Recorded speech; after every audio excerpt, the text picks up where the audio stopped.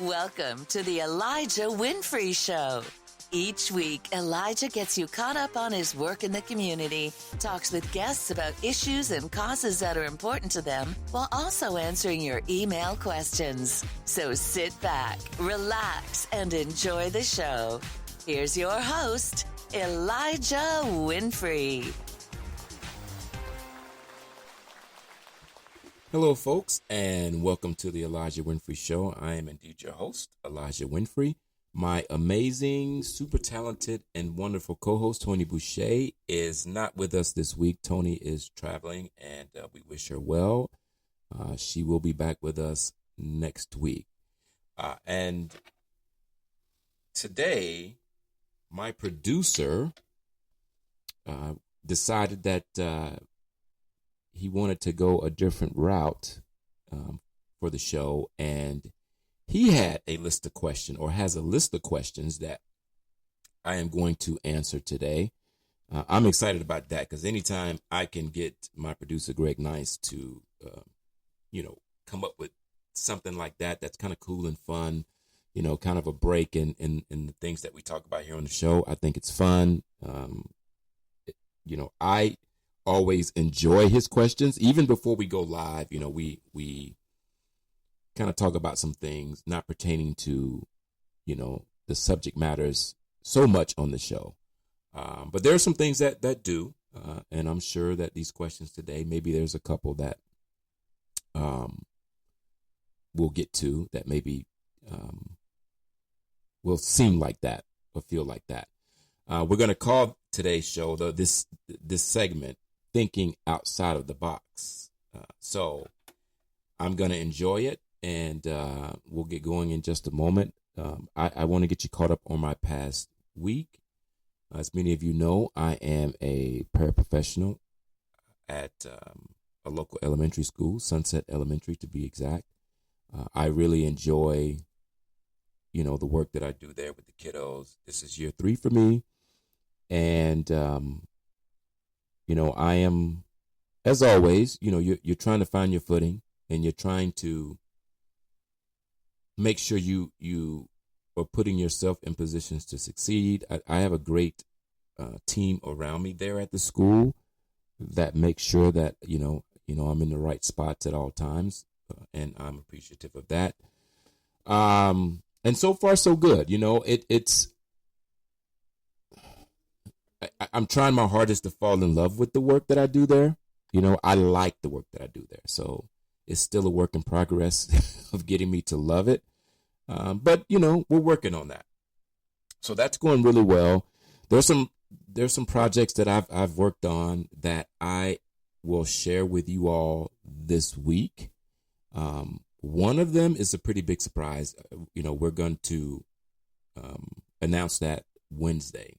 I'm thinking right now Wednesday is slated for that big announcement. But I can tell you, most likely Monday, we're going to talk about our plan to help pay down the school lunch debt for a lot of families from a low income perspective.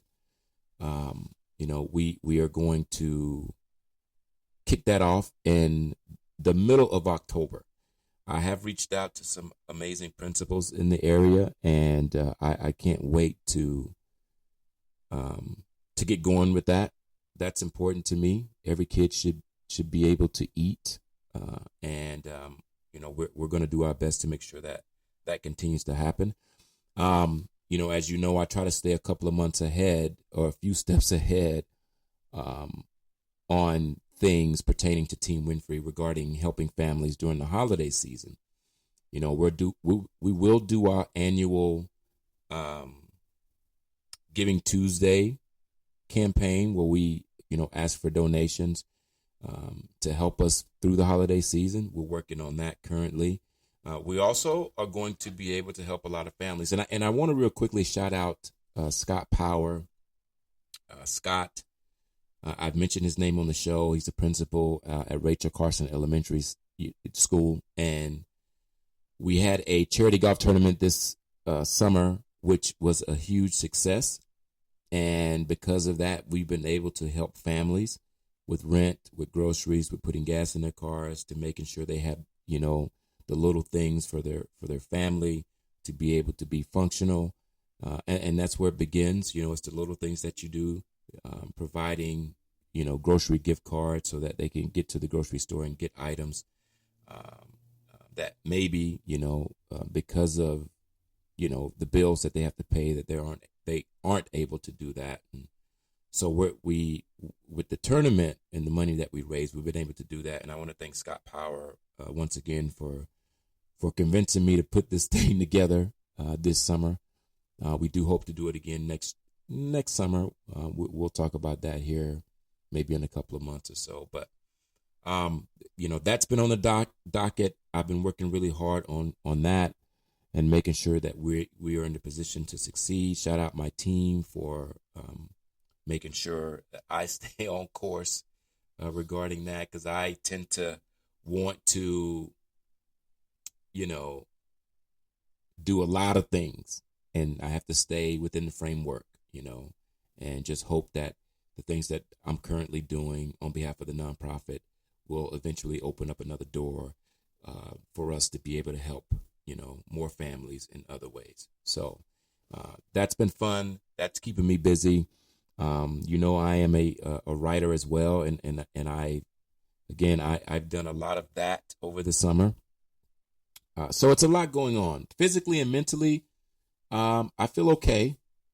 I still have to find a way to create a workout routine that I can really be consistent at. Like, here's the thing. I love working out, and I try to work out as much as I can. During the week, because I don't sleep well, my body just doesn't recover well enough for me to kind of, do the things I want to do in the morning time regarding working out. So I'm up early, really early, maybe too early in some opinions. But, I'm up and I want to work out, but my body's saying you're still not, recovered. So I'm working on a plan to get better at that. But I have worked out this weekend. Feels good, too, when you work out, I got to say. Shout out Peloton and my Peloton community.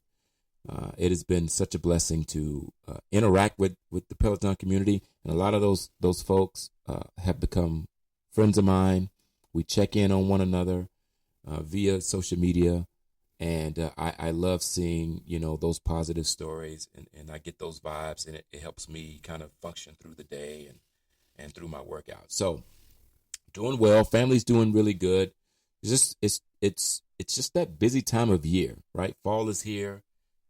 Couple of more months in the year before we break into 2025. And so I want to make sure that I'm doing all the right things to be successful for me and my family and my friends. And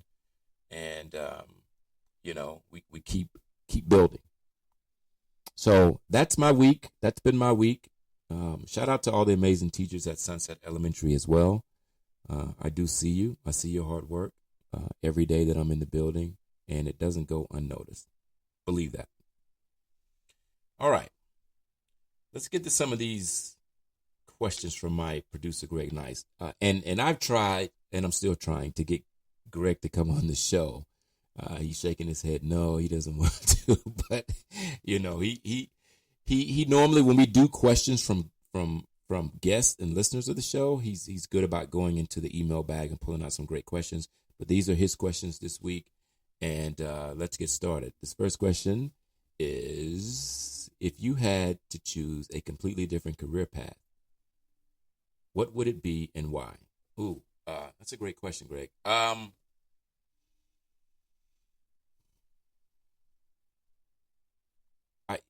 When I was little, I wanted to be a baseball player. If my shoulder would have held up, I think I would have definitely tried to do that. Like, that would be the one thing that I would choose that would be different. I like the way it worked out, but growing up, that's something that I really wanted to do. I had plans of being this great baseball player, and moving my mom out of the neighborhood and into like a nice big house and have her a big car, all these dreams that we all have when we were kids, I've I want to say I'm still working on that part, but baseball would be the one for sure. His next question is, how has failure impacted your career, and what have you learned from it? I think I I think failure I think it's only made me stronger. I think when we all fall down from time to time, and believe me, I do it a lot. Um, I think there are a lot of lessons in that. Having the courage to take the risk, knowing that this could hurt you long term. Regarding your career, has been something that I always think about. But I think what failure has taught me and what I've learned from it is, the will to succeed. I think sometimes a lot of us, when we do fall down or make mistakes, we tend to sit in it a lot. And it then makes it difficult to get out of that. And it leads to other bad decisions that we make. And I've been guilty of that too. Like I've, in building my nonprofit, I've had moments where I failed at a lot of the ideas that I had, and I didn't always get right back up. Like sometimes I sat in it, and that only makes it more difficult, to move forward. I try now to see the lessons in everything, and I think it's continuing to shape the person that I want to be, whether it be in, my career goals or just as a person. I don't want anybody to misconstrue what I'm about to say. I think failure is good. Failure means that you're willing to take the risk to try. You're willing to risk it, to try something that you've dreamed about. And I'm a continued work in progress. And, those are just some of the lessons that I've learned from that. That's a good question. Wow. All right, this next one. How has your background or upbringing influenced your career choices or approach to work? My upbringing, listen, everything that I've done to be successful, I owe that to my mom. She's instilled core values and life skills into me that I still use every day. It influences me heavily, as far as the choices that I make, whether it be this radio show or my nonprofit or a golf coach or a mentor or whatever, a paraprofessional, right? My upbringing, it influenced me a ton. It's a big part of why I am in the position that I'm in. And, I'm thankful that my mom took the time to talk to me about right and wrong and consequences for everything, good or bad. So, that has shaped me. And I still make mistakes every day. I do. And, I'm continuing to learn from that. But my upbringing is everything. I really lean on that from time to time. I really, really do. Gregg, you're knocking them out of the park right now. Wow. Next question from Gregg is, if you could go back in time and give your younger self career advice, what would it be and why? This one, I don't really like to subscribe to this one because I really don't get it. Like, I honestly don't know what I would tell my younger self. I think everything that's happened to me up to this point is the reason why I'm in the positions that I'm in. So I don't know what I would say to my younger self. I really don't. It's hard to kind of to think about that question, because if I could go back and help change a lot of the things that happened in my life, would I be in the position that I'm in now? I don't know. Probably not.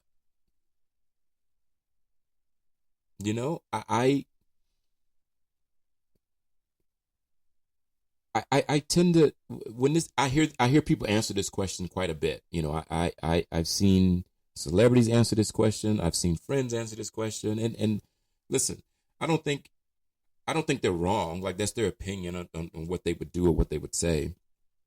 I just think the concept of the question, if I could go back and talk to my younger self, like, I just think things would be a lot different. Maybe I'm not as successful if I don't go through that trauma or drama in my life, right? It doesn't propel me to this point. Maybe it propels me to be something even better than I am now. I don't know. But it's hard to live like that. Like, it's hard to, like, I don't always like doing hypotheticals. I just don't like doing that to myself.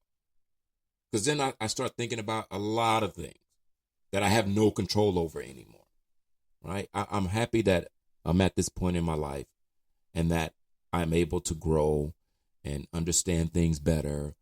I think I would use it to tell younger people, hey, be careful of the pitfalls, that will be there on your journey, right? There are a lot of potholes, in some instances in your life that you're going to have to navigate. And sometimes you're going to fall in those potholes. And you have to learn when that happens to you, what's the best strategy to pivot, especially when you see it, So I think I would be better at talking to some, like my son. Like, I try to give him advice. He's young. I try to talk to him because there was really nobody that had talked to me. So I try to talk to him about, the pitfalls, and your core values, that ultimately will guide you if you listen to them. I hope that makes sense. I just, that question just, I cringe a little bit when I think about that. All right. Next question. How do you balance staying true to your goals? How do you balance staying true to your values and goals with the demands and pressures of your job? Ooh, that's a good question. I'm a very laid back person. I feel that. I think I'm a very chill guy. I like to listen to a lot of things. I try not to make any snap judgments, I try not to make any judgments out of anger. I'm working on that, right? Doesn't always happen, but I'm trying. Again, I just go back to my upbringing, and look, I didn't have a lot growing up. I didn't. So all we leaned on were values and goals, right? Do the right thing. Do the small things. If you do the small things right, the big things will come. But you got to trust the process. And you got to be honest. You got to use judgment. You got to persevere, right? You got to take responsibility. Like, you got to rely on those things if you want to go anywhere. And that's your balance. Your core values, that's your balance. That's where I go when it gets hard and frustrating. And there are days as a paraprofessional where I'm extremely frustrated. As a small business owner, I'm extremely frustrated about some things sometimes. And sometimes it seeps out, I do feel like I do a good job of getting it out. Sometimes I talk to myself out loud when I'm really struggling, or, there's pressures in a meeting about a grant that I wrote, or, writing a book, or interacting as a paraprofessional. Like, I try to rely on my core values. I try to stay as calm as I can. I try to think through the process instead of react right away. Because sometimes reacting right away, it gets me deeper in the mud. And I don't like being there. I don't like being in the mud. So that's my balance. I rely on my core values to be there for me when I need them. And I know that every day isn't going to be a good day. Some days are going to be tough. It's going to be a struggle. And I'm okay with that. Next question. Excuse me. What motivates you to continue growing and developing in your character and your career? And how do you stay curious and engaged? Well, listen, I'm always curious and engaged. I love listening. Like, listen, I don't want anybody to think this is creepy because I don't think it's creepy. I learned this from my mom and her friends in the neighborhood. I love people watching. I love to just sit and listen. Just listen. I don't have to say anything. I just listen to things. Listen to conversations as they're walking by. When I arrived here in Washington State, one of the things I would do a lot of times, I would go to like a park here in Bellevue, Washington. And I would sit at the park on the bench, eat my Subway sandwich. And I would listen to people talk about life. Sometimes it's a good conversation. Sometimes it's a bad conversation, but I'm listening. I'm engaged, and they're not standing in front of me the whole time. They're moving, right? And then there's another group coming. Maybe it's a group of girls or guys, and they're talking about parties or they're talking about goals and dreams. And I'm just, I'm watching that. So I'm always engaged. I'm always curious. I tell people all the time, when you think I'm not listening, I'm really listening. That's when I'm listening the most. As far as what motivates me to continue to grow, I want to be the best person I can be every day. Everything is about service to me. I want to serve the community. I want to serve people that are in my circle who love and care about me. I want to continue to do that. That motivates me.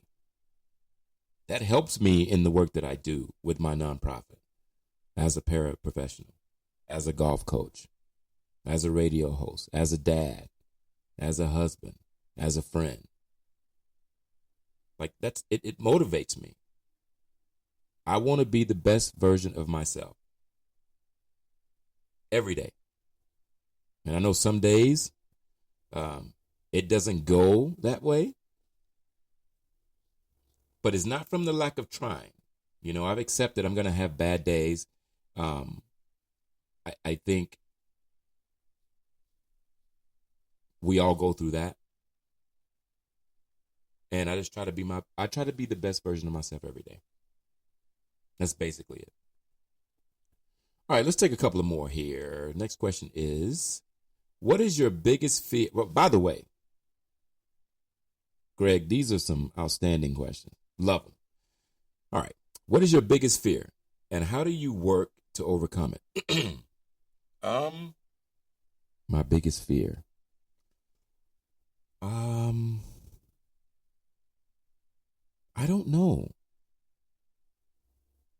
Like when I was younger, I had a fear of a lot of things. I think when I joined the military, that changed. Like I don't really have a fear. Really, I think what's meant to happen is gonna happen, whether it's physically or mentally.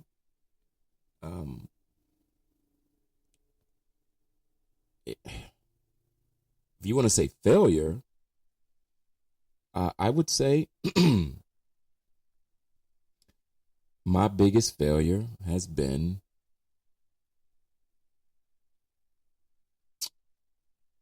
not being able to take care of my mom the way I want to. I'm still working on that, right? That's still a work in progress. That's my biggest failure. My biggest fear, I don't know if I I don't know if I have a biggest fear. I'm not afraid of that. I've never really been afraid of fear the way some people are, or the way some people describe that. I no. This is a good question. Now I'm gonna have to now I'm gonna have to think about this after the show as to like whether or not I do have a fear, and like what is it? Like if we're talking about a fear of swimming. Yeah, I have a fear of swimming. I will get in the water, but there are a lot of factors in that. That's a deep story. The water thing. That's a deep story. Maybe someday I'll share it. But outside of that, I don't know. I really don't. I don't think I have a big fear of anything. What's the biggest lesson you've learned in life, and how did you learn it? The biggest lesson I learned in life was to follow your dreams. Don't get sidetracked. In the beginning, before my nonprofit, before I had dreams of doing it, there were some things that I had to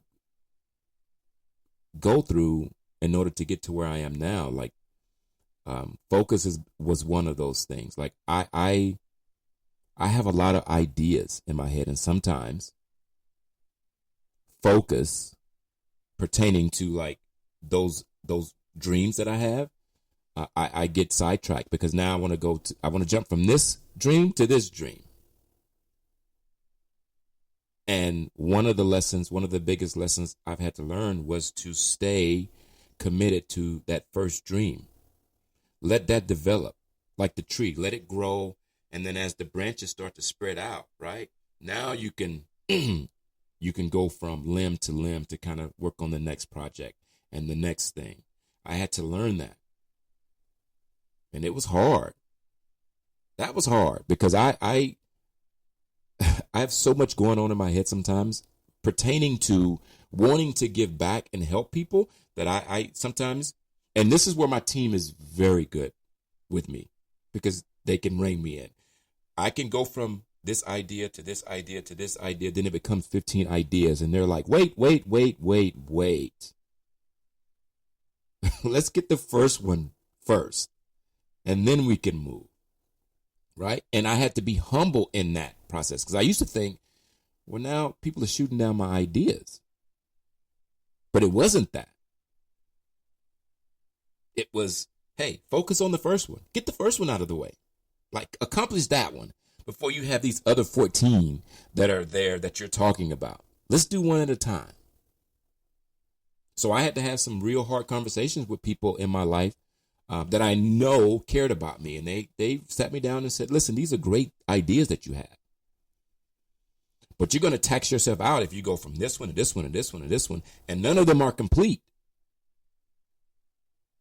Right? It's like it's loading. This one's at 50%. This next goal is at 30%.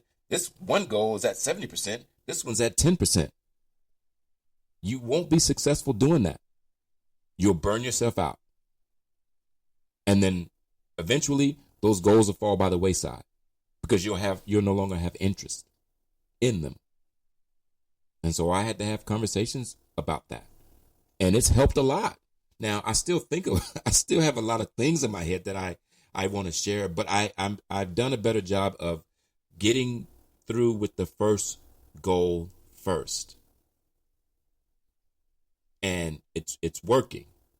And I'm so thankful that I have people in my life that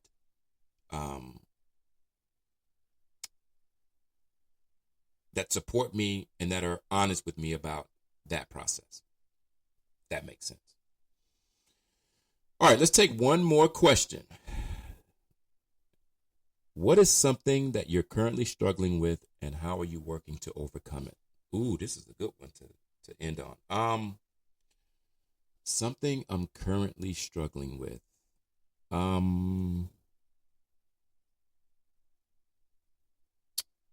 want to say my workout routine. I think, though, in all honesty, I'm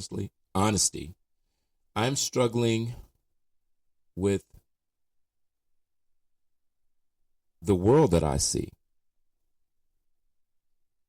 and how we're still not communicating with each other in a positive way, in a loving way, in a caring way, in a respectful way. There's not a lot of listening. There are a lot of opinionaires out there. I'm one of them. I'll admit that. And we're all talking at the same time. And nobody's trying to process the information that's being said to them. You can't. Everybody thinks they're right. We're all very sensitive.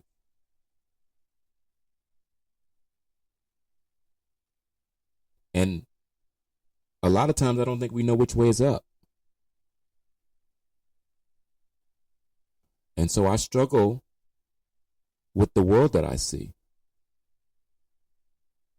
And sometimes I cry about it. Sometimes it depresses the heck out of me. And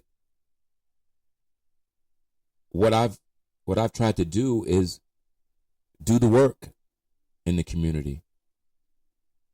I try to continue to uplift people from a genuine perspective. I don't do it just to blow smoke. No. I mean it. I do try to get people to slow down and have an honest and real conversation. Whether it be about autism, or about life, or about politics or religion. I don't know everything there is to know about it, but I try to get people to slow down and really think about things.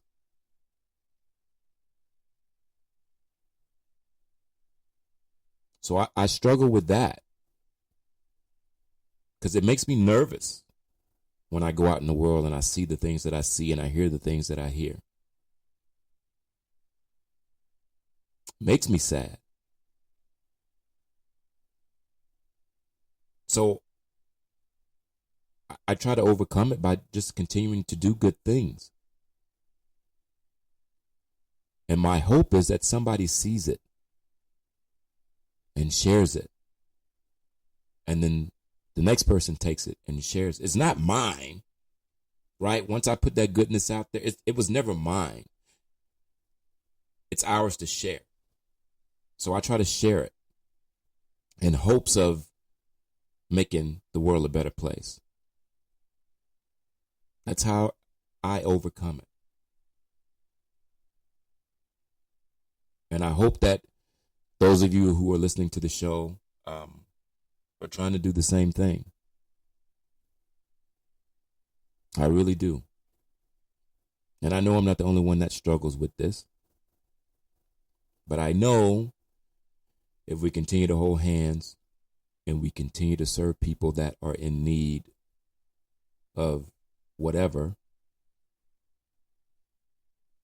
we can overcome it. But it's going to take more than what we have now. And with that, that's it for questions. I hope that you enjoyed my answers, and I hope that you've enjoyed Gregg Nice's questions today. I'm thankful for people like Gregg and all of you who tune into the show and take time out of your day to kind of listen to me talk or listen to Toni talk about why things that we do are important to us and how we try to help our community. I'm really thankful for that. We don't do this for clicks or likes. We do it because we love what we do and we love the people that we serve.